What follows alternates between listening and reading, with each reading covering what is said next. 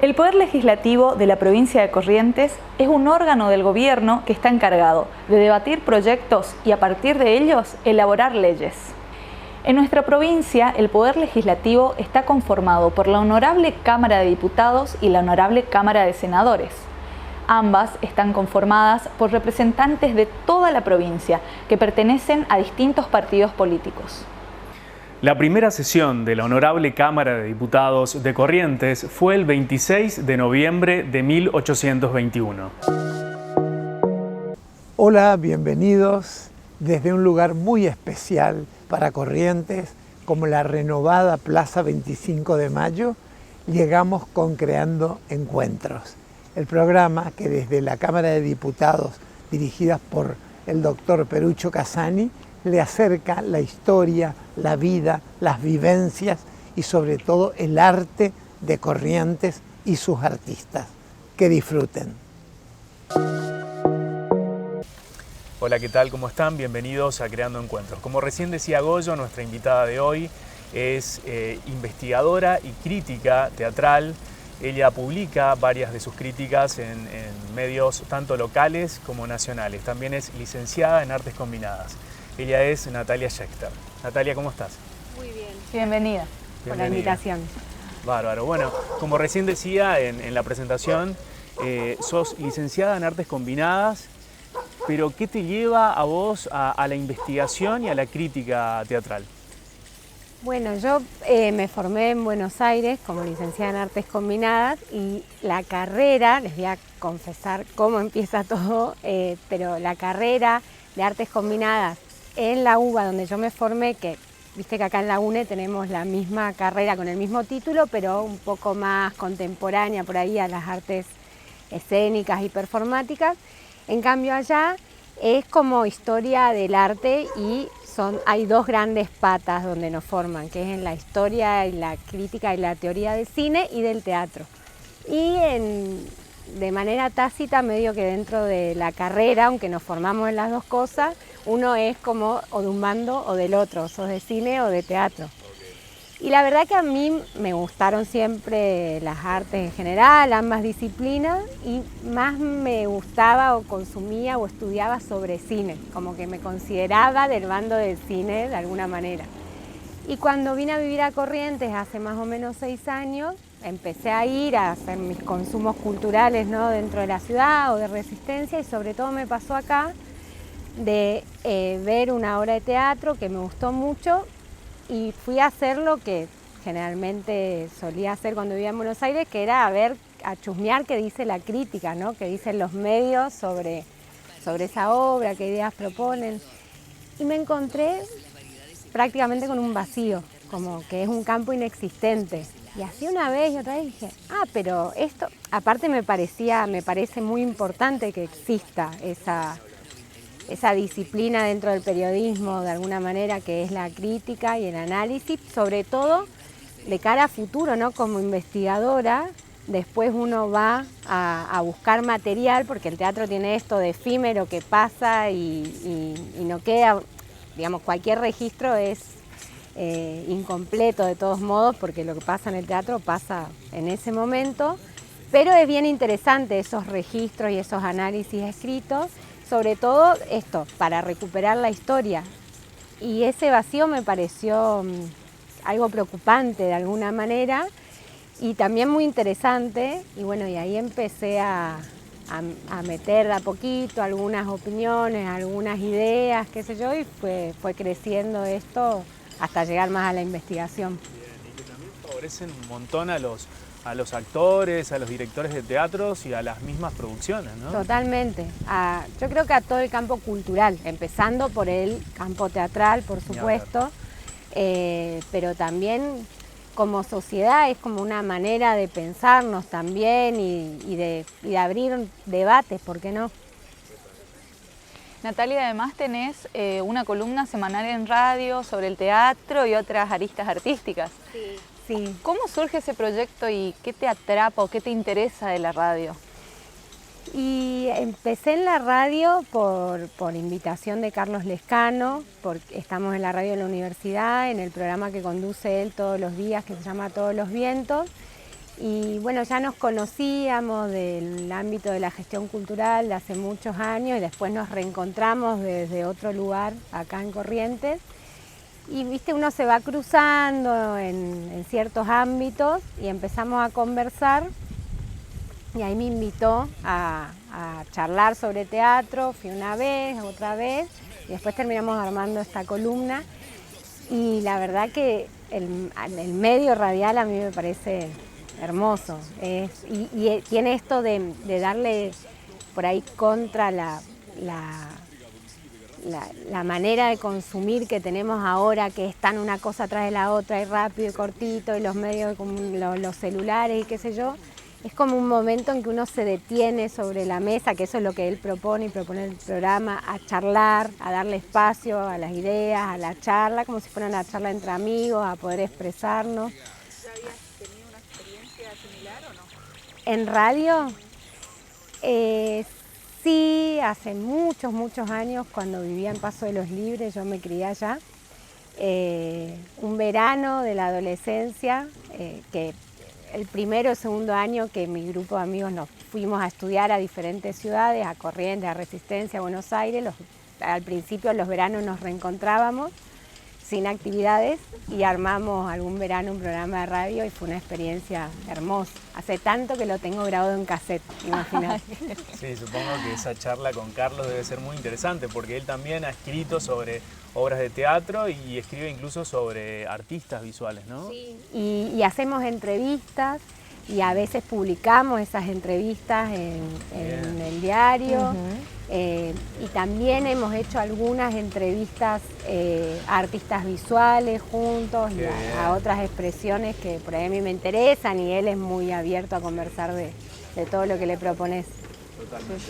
Fuiste becada en un momento por el Instituto Nacional del Teatro para desarrollar una investigación que la voy a leer porque es un poco extenso el nombre. Poéticas del encierro en la escena correntina hacia una cartografía teatral del cautiverio de las mujeres. Contanos un poquito de qué se trata, Natalia. Bueno, me postulé para esto, para una beca de investigación que da el Instituto Nacional del Teatro. Y bueno, fue un trabajo que duró más o menos 2 años, empezó que fue tomando forma, ¿no? Como toda investigación y como todo proceso fue tomando esta forma, por eso tiene este subtítulo, hacia una cartografía teatral de los cautiverios de las mujeres. Bien. Porque es o sea, mi idea es continuar, siempre estoy buscando material y siguiendo estudiando para ampliarla.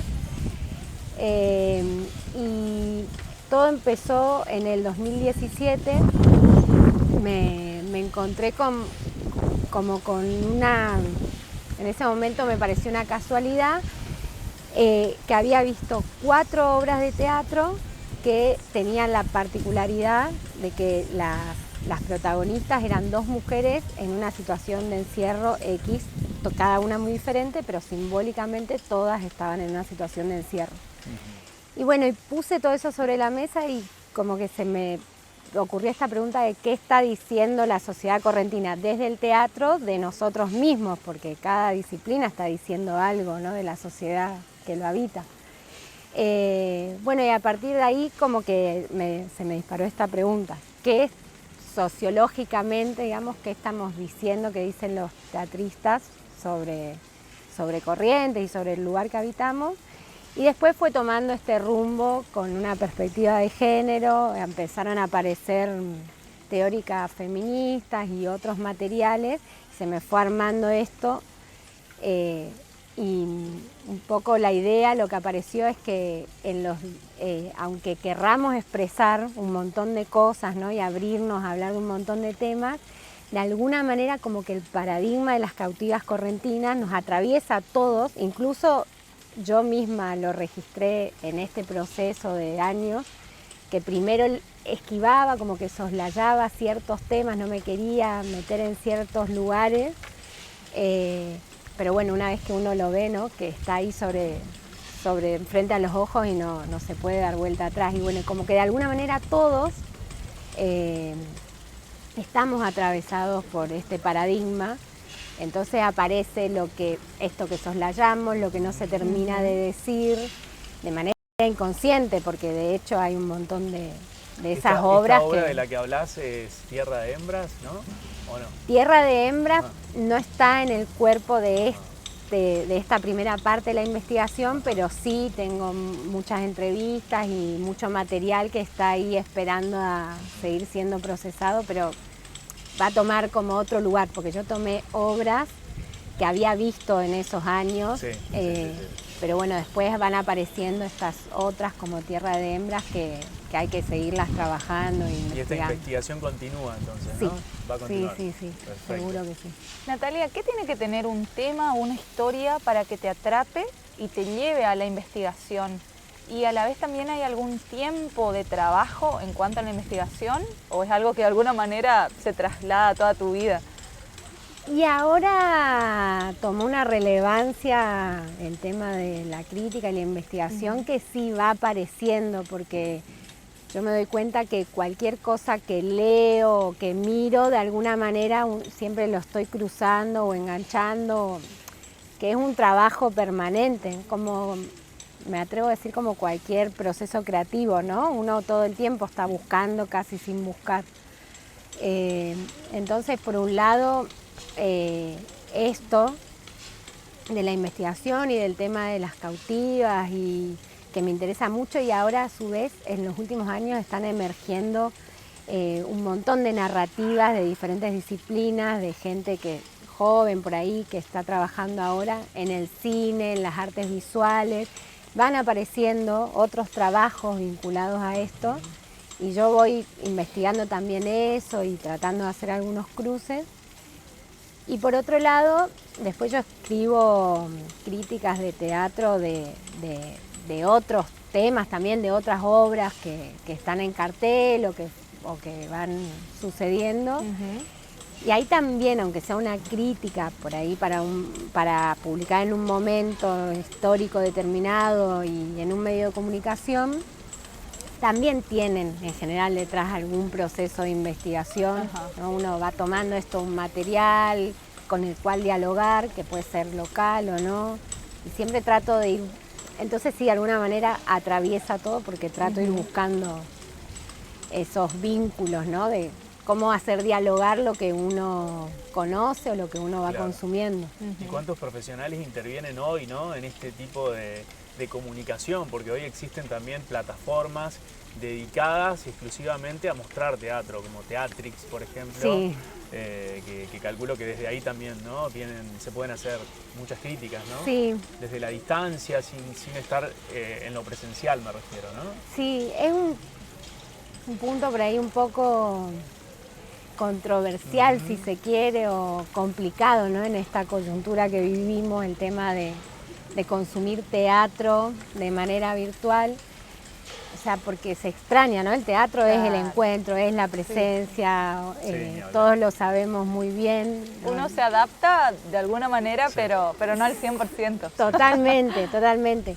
Entonces, digamos, está como muy en auge esta discusión de que el teatro grabado no es teatro, aunque también hay... Se ve más cinematográfico, ¿no? Sí. Se ve como algo, una producción más audiovisual. Y ni siquiera sé si cinematográfico, porque es otro lenguaje, pero, o sea, está como esta discusión. Hay gente que, por lo menos el año pasado, al principio de la pandemia, tenía miedo como si las cámaras fueran a reemplazar al teatro. Yo estoy convencida de que no, que sí aparecen otras formas de expresión, otras cosas utilizando la tecnología que son interesantes, Pero por otro lado, más allá de esa controversia, a mí me pasó como investigadora que fui descubriendo cosas que están buenísimas, que son bien interesantes. Vi obras de teatro, no sé, de la década del 80, que cuando uno lee un libro de historia de teatro, lo lees, esto, vas al papel, a la letra y, esto pasó así, así, está buenísimo. Y de repente te encontrás con que en las plataformas, por ahí abiertas, ni siquiera en YouTube, hay registros de eso, VHS pasado a digital. Y la verdad que antes de la pandemia ni se me hubiese ocurrido buscarlos y está buenísimo que exista también ese hoy, acceso. Por lo menos. Sí. Y después que siga, ¿no?, registrándose con estos fines, pero por supuesto que lo que queremos es ir a las salas, llenarlas de gente, encontrarnos. Ojalá sea pronto ese momento. Ojalá. Seguro. Además, Natalia, también dictás talleres, ¿no?, en relación al teatro. Sí, a la crítica. Ajá. Porque, ¿no?, como esto que decíamos al principio, que me encontré que es una disciplina inexistente y me parece importante.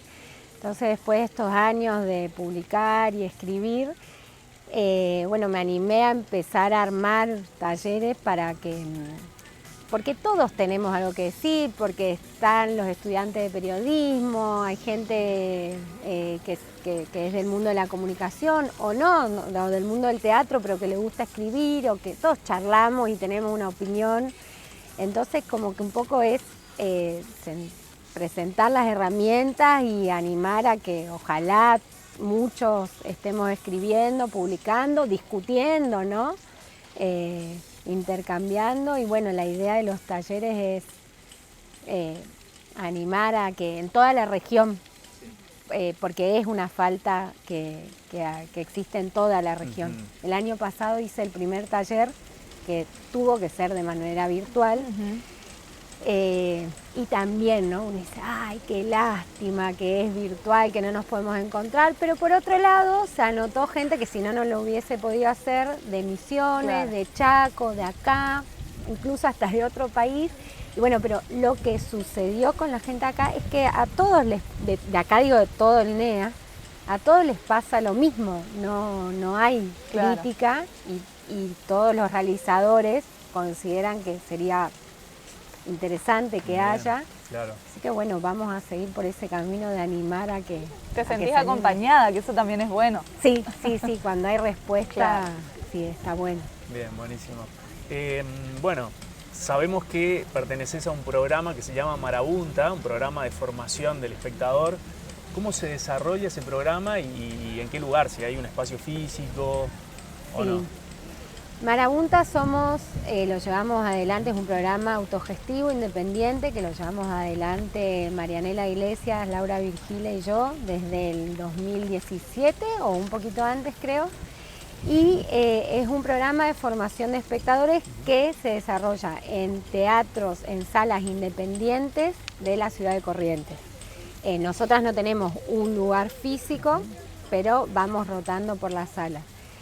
Y la idea de la formación de espectadores no tiene que ver tanto con formar la mirada o cómo hay que mirar, sino formar como una masa, ¿no?, de espectadores y acercar a grupos de personas que nunca fueron al teatro porque tal vez no tuvieron la oportunidad o no se sienten como sujetos de derecho, ¿no?, de acceder, como a mí me gusta pensar que pasa mucho en los museos. Que hay museos públicos, entrada gratuita, pasamos por la puerta y viste esta cosa de no, esto no es para mí, y es para todos. Entonces es funciona así, traemos a grupos conformados de escuelas, de diferentes tipos de instituciones, desde centros de jubilados, escuelas, lugares de recuperación, por ahí, de ciertas temáticas de salud mental o adicciones, o sea, re amplio. y porque la idea es que vengan en grupo, la primera experiencia en grupo no es lo mismo que la primera experiencia individual, y tratamos de detectar estos referentes de grupo que lo trabajan, digamos, que después lo siguen trabajando de alguna manera, que traen al grupo, entonces vienen a ver una función de teatro, pero la diferencia es que le damos como una especie de mediación de bienvenida donde contextualizamos, charlamos de dónde estamos, cómo funciona un grupo, cómo funciona una sala. Capaz tenemos algún subsidio y la entrada es gratuita, pero incluso hasta le damos una entrada simbólica, que es un papel a cambio de una sonrisa, por ejemplo, pero para también aprender a valorar, ¿no?, el trabajo de los artistas. Qué interesante y qué emocionante también, ¿no? A nosotros en algún momento nos tocó presenciar, ¿no?, desde cerca a través de una producción musical a muchos niños y personas adultas incluso que conocían por primera vez el Teatro Vera y les causaba una emoción inmensa, hasta el punto que lloraban, ¿no? Sí. Es increíble. Eso es increíble. Hemos charlado, después hacíamos entrevistas, hay una charla posterior con todo el equipo técnico y artístico que esté disponible, y hemos charlado con gente de 60, 70, 80 años que decían, es la primera vez en mi vida que vengo a una sala, o con estudiantes que capaz iban a alguna escuela de la zona donde está. La mayoría dicen, conozco por ahí por fuera el Teatro Vera, pero después hay salas en el centro que los estudiantes dicen, yo paso por la esquina para ir a la escuela y no sabía que había una sala de teatro y está buenísimo y quiero traer a mi familia. Entonces es ese tipo de formación, digamos, de decir, esto es para todos y si quieren está acá y es para, apropiénselo también. Nos gustaría también saber, Natalia, si hay ciertas características del teatro correntino con respecto a otras provincias, por ejemplo. ¿Podríamos nombrar algunas? Es medio difícil la pregunta, pero sí. Yo creo que tiene sus características. Por ahí... Ahora hay un poco de todo, pero por ahí está más vinculado al teatro más de sala. Hay otras experiencias más tradicional. Y después a mí me interesa ir viendo como el tema de las cautivas, esto que por ahí estas obras, no es que hablan de las cautivas correntinas, pero como estas características del ser, ¿no?, de cada lugar y cómo nos atraviesa la geografía y la historia de donde estamos, que por ahí es medio invisible esas características, pero también van apareciendo. Charlábamos por ahí antes con Goyo que la vida en Paso de los Libres, que es la misma provincia, pero con otra frontera, con otro río, es bien diferente, y así también las producciones artísticas. Tal cual. Y lo mismo pasa mismo acá con las 4 ciudades que están más cerca, también cada una sí tiene su payé y su magia para ir descubriendo. Tuve la oportunidad de leer una crítica tuya a una obra que se llama Asunsueño, ¿no? ¿Es así? ¿Nos podrías contar algo de eso? Esa fue la última que hice. Asunsueño es una obra de los Clown del Pasaje, que es un grupo de teatro que trabajan en clave de clown, y ellos hicieron una obra de un melodrama clown inspirado en la Guerra de la Triple Alianza, en un hecho particular que es la batalla de Costañú. Es una obra hermosa, muy profunda, muy fuerte, y también tiene esta cosa interesante de que te reís y a los 2 minutos estás angustiado porque están mostrando algo muy cruento. Y ellos ganaron la última fiesta provincial del teatro, que fue antes de la pandemia, en el 2019. Y para mí, en lo personal, esa crítica y ese escrito tiene un proceso muy interesante, porque yo tengo mucha cercanía con el grupo, sobre todo con la directora, y por la cercanía esta tan cotidiana, me sentía tan cerca del proceso creativo que me costaba mucho pensarla desde un lugar más profesional, ¿no?, cuando se mezcla tanto. Entonces la verdad que no tenía como una cuenta pendiente muy importante en poder hablar de Asunsueño, bueno, con esta distancia que nos obligó a tomar la cuarentena, no la vi durante un año o algo así, y ahora se reestrenó y ahí pude verla desde otro lado. Empezaron a aparecer estos otros materiales que hablábamos que uno va cruzando, y sobre todo no solo la distancia, el poder verla desde otro lado, sino que tuve charlas con los actores y las actrices, charlas individuales, entrevistas, donde fueron apareciendo después, ¿no?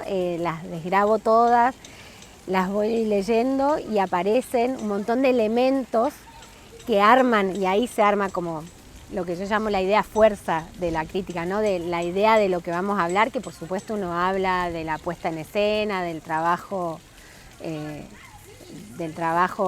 escénico, del texto, de un montón de cuestiones, pero esto que es muy propio de acá, ¿no? ¿Qué pasa? ¿Por qué dicen eso? ¿Cómo lo vivieron? ¿Cómo fue su proceso? Entonces también a mí, creo que es la primera vez que le dedico tanto tiempo a escribir una crítica que en teoría se llama crítica genética, ¿no? Que es como ir a eso, al hueso de la génesis, de cómo, por qué y cómo son los procesos de los grupos o de los textos o de los autores o de lo que sea que uno esté estudiando. Entonces, bueno, fue un proceso largo y bien visceral y lindo. Además, bueno, en esta breve síntesis que intentamos hacer de toda tu vida, de tu trayectoria, también ejerciste la profesión docente. ¿Qué experiencias o qué significó eso para vos? Bueno, fue una buena experiencia. Siempre de alguna manera con los talleres, siempre aparece medio ahí, pero por ahí no es en el lugar donde yo me siento con más cintura o más comodidad. Me gusta más esto de investigar, de escribir, de entrevistar, de leer.